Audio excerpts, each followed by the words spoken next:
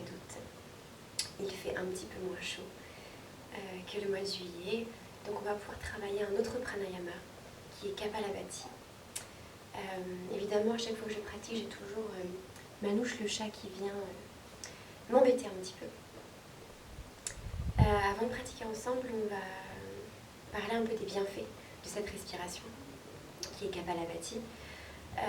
Avant tout, au niveau physique, c'est de masser les organes digestifs, donc au niveau du bas du ventre, mais aussi de dégager et de nettoyer les sinus puisque on va expirer en forçant. Donc ça va venir vider le dioxyde de carbone et sortir toutes les toxines qu'on vient stocker à l'intérieur du corps. Kapalabhati va aussi réchauffer le corps et donner un maximum d'énergie. En fait, le prana, donc l'énergie vitale, va venir monter jusqu'au sommet du crâne et amener de l'énergie. C'est une respiration relativement dynamique. Donc c'est une respiration qu'on évite de faire le soir. Il vaut mieux pratiquer le matin, éventuellement en journée. Et surtout ne pas pratiquer si vous avez vos règles.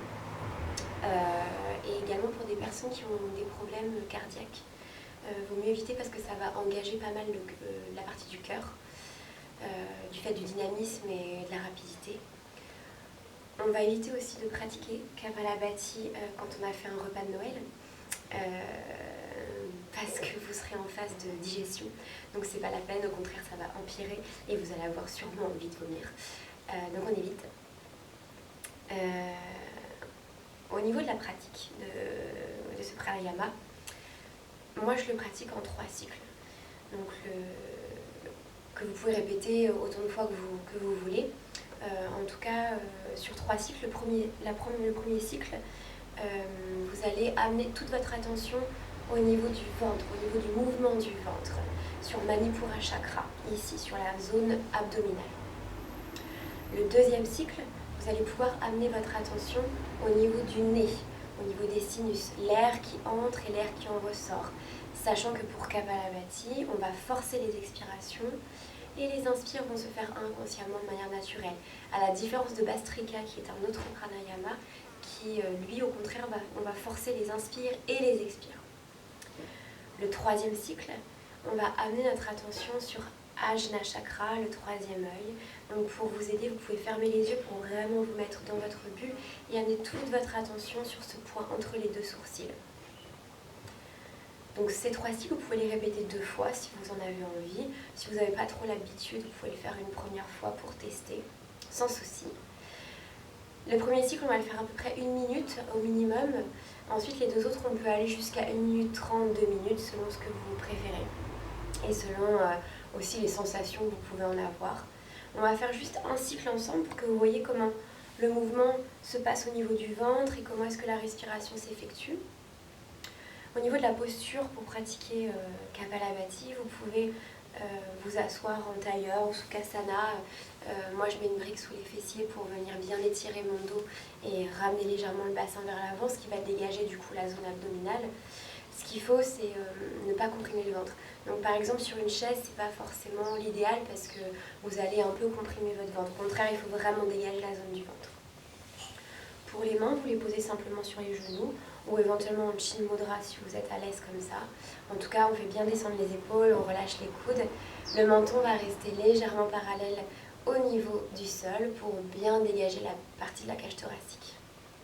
On va pouvoir fermer les yeux ensemble et puis on va pratiquer, faire un premier cycle quand le chat sera passé. On va fermer les yeux et on va prendre d'abord une longue et profonde inspiration et une longue expiration. Et expirer. Puis on va prendre une inspiration rapide et on va commencer.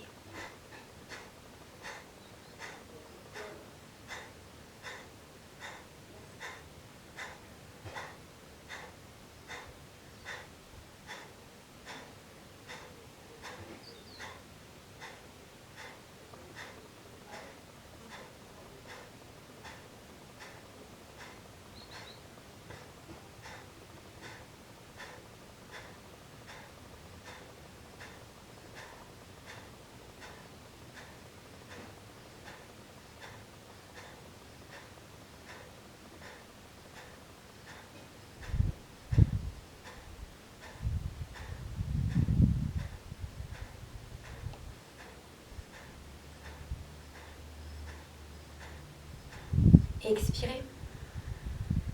Inspirez profondément. Et expirez de nouveau. Relâchez le ventre ici. Plus aucune tension dans le ventre. Et respirez tranquillement, résonance. Soyez à l'écoute des sensations, de ce qui se passe à l'intérieur du corps. De la chaleur, de l'énergie qui circule. Des muscles qui se sont contractés au niveau des abdominaux. Puis vous allez rouvrir les yeux tranquillement.